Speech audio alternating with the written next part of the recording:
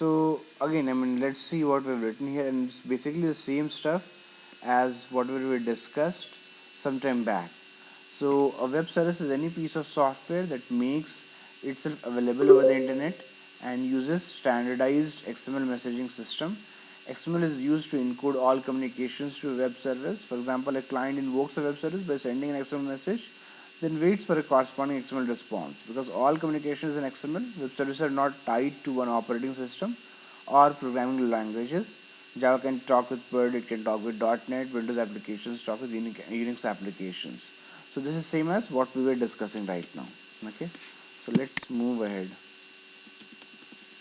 So now if you see what we are explaining here about the web services right now, you can identify some of the elements from here. So what are those some of the elements? So those some of the elements, first of all, one is party A is there, right? Then you have party B, which acts on the request. So there are two things. There are two actors which we have already identified, right? And that actor, if you go and read here, you identify by yourself again. So service provider is nothing but producer of the web service, in the sense that, say, there are two applications, right? Party A and party B, which we have written. Now party A is contacting party B for certain data and it's sending an XML. So it means that party B is hosting one of the services which accepts an XML, right? And whenever party B gets that XML, it responds back with an XML. So party B is nothing but a service provider. It has produced that web service. Okay, so this is the definition of party B.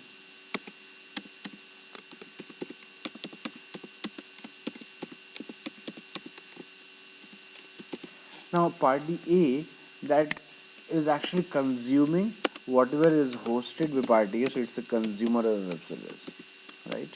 Now these are the two main actors. The third thing which is important here is service registry. So basically service registry means, in a normal way, and this is just an idea, most of the places I've not seen it working, but yeah, some big clients like Amazon, Google, etc., they have such kind of web services, because their web services are, like, say, open to entire public also some of the times. So anyone can use those web services for development or for getting data, so they're quite open, so that's why they must be using it. But whatever I have seen till now, most of it is like one-to-one. You do not require a service registry as such. You can directly hit the uh, the service. So service registry basically means that once you have developed the web service, you register your services, that this is my service URL, this is my service name, etc., in one particular central place.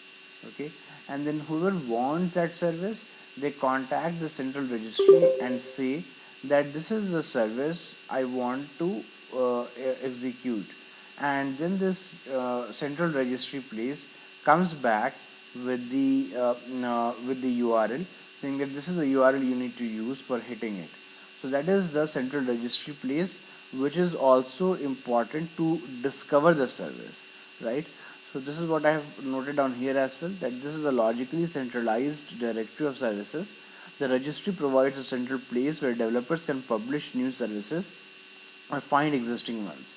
If therefore servers are centralized clearinghouse for companies and their services. So basically, it's like you can find out services from here. Like every service should be here, and you can go and try to find it out, like which service you want to execute.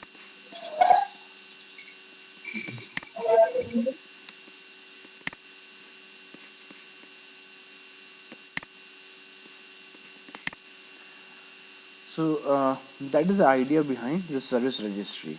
Okay. Any questions till now?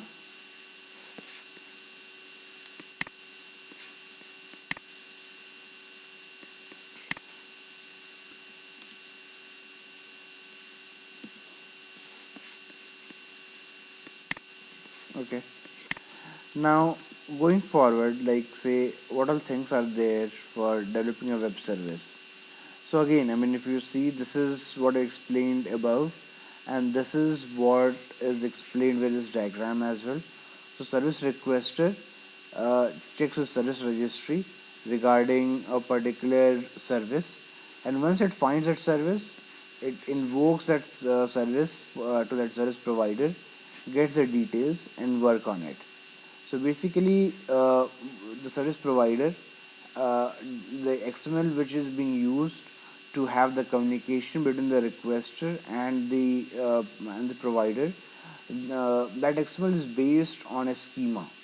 And if you remember some of our earlier classes, such a schema is called as XSD. So I mean that stands for XML schema definition. Okay. Now this XML schema definition which is there, if it is based out of a particular protocol, which here we have as SOAP protocol, which stands for Simplified Object Access Protocol, then that is known as WSDL. So web services basically follow a definition of an XML, that this is how my XML has to be structured. It is based mainly out of SOAP protocol, and that WSDL is, and that XML which defines the way in which the XML has to be constructed, etc., for communication between the request and the provider is called as WSDL, and that WSDL is basically registered with the service registry. Okay, so WSDL stands for Web Services Definition Language. Okay, and this UDDI is nothing but the service registry. So let's move forward. So what all stacks I mentioned is, so one is service transport. So service transport basically means how the communication will happen between the requester and the provider. So the idea is that you can use alternative protocols as well. So you have HTTP protocol, that is over internet you are using, but you can use other protocols as well. There is no restriction as such as far as web services are concerned. However, web services have become famous and have so much wide adoptance only because they have used a very common protocol, and that is HTTP. Okay, because of that they have very wide acceptance today in the industry. So one of the layers is service transport, which stands for, I mean, this layer is responsible for transporting messages between applications. The second one is XML messaging. So this layer is responsible for encoding in a common XML format. So the coding, whatever we do, we actually code in our own language, right? So what we do is that if we are a Java developer, we have jars, etc. If we are a .NET developer, we have something else, but we are developing .NET language. So I am using Java objects, and I invoke some of the APIs from the jars, right? So what that APIs does internally is that it converts this XML, it converts this Java object into XML format, right? And this XML is being transmitted over uh, over to the uh, producer of the web service. So this XML is being transported over a protocol. So that we already saw. This is a service transport layer. But if that conversion from Java to XML, and on the producer side conversion from XML to Java, that is the XML messaging layer, which is mentioned in the point number 2. The third is service description, right? So this layer is responsible for describing the public interface to a specific web service. Currently, service description is handled via the web services definition language. So as I explained, so the XML which is being shared between the two parties, that is the party A and the party B, that is based out of a common definition, and that common definition defines how your XML structure should be, and that common definition is known as WSDL. So WSDL stands for Web Services Definition Language. This basically describes the service. Okay. Now the fourth one is service discovery. So once you have the service, but how to find it, right? So there has to be a centralized place where everything is registered, right? And people all over the world can go and check in that registry that if this is my service name, right? What is the corresponding URL? How to access it? What is the WSDL? So someplace it has to be registered so that the service can become universally acceptable for everyone to access it. right? So see today I as a Google developer, and I'm not working for Google, so I just want to make it clear. Say if I as a developer of one of the Google applications, say Google Map, have come up with some very common, very simple web service where as part of a desktop application you will send me your location pin code, and I will send you uh, maybe the common restaurants which are around, and that is based out of the map, Google Maps functionality, the application which they have. Now, even if they have this thing, I mean, you have to develop a small application. Like I as a Google developer have opened a web service. I mean, I have created a web service for you to access it, but you as a developer of one of the applications, like right, small iPhone app or maybe say Android app, you want to access some of the web services, right, to get this data, like what are the restaurants which are nearby. So you'll try to find which is a service. Now if Google has made it public but still has not published it anywhere, now you are not going to find it, right?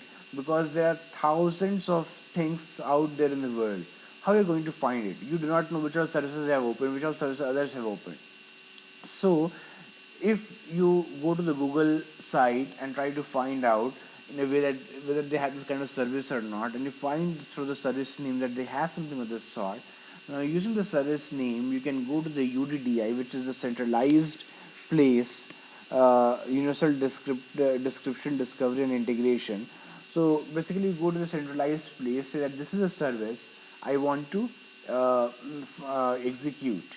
So that centralized place, the UDDI, that can come up with, I mean, it can give you back the WSDL, right? That this is a WSDL which you want to use. So in this way, the service discovery has been centralized so that everyone can use it, right? Now again, as I was saying earlier, the service discovery is important with respect to services which are common across the world. It's common for the entire public. But say if I have developed something which is useful only to say thousands of the people, and I know that my customers, and I have to open it only for them, uh, there's no need for putting it in a centralized place. I can directly share my WSGN with all of them one by one because they're my customers, right? But still, I mean, if you want to make a service as something which is very common, which anyone can use, it has to be in a common place. It has to be registered in a common place, and that common place is nothing but Universal Description, Discovery, and Integration (UDDI), which is mentioned here. Okay.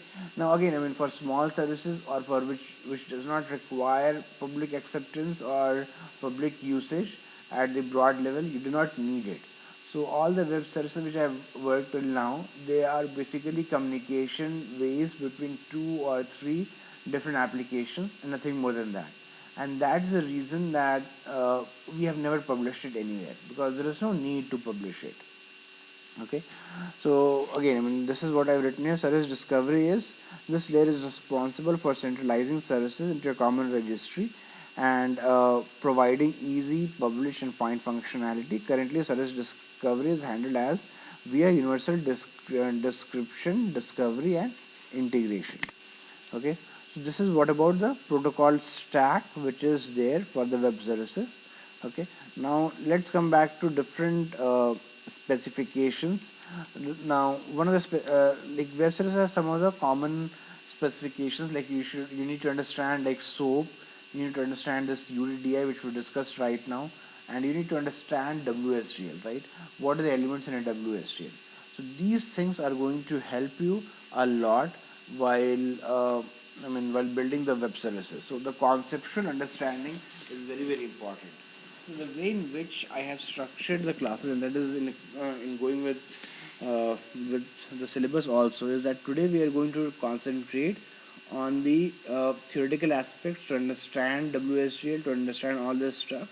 And in the next class, we are going to deal with the actual example, the actual sample, and we'll see how to test it as well from one of the common tools, SOAP UI. So for today, we are concentrating uh, on the core theory. Okay, So that's why we are dealing with all this stuff. If you have any questions till now regarding web services, please let me know.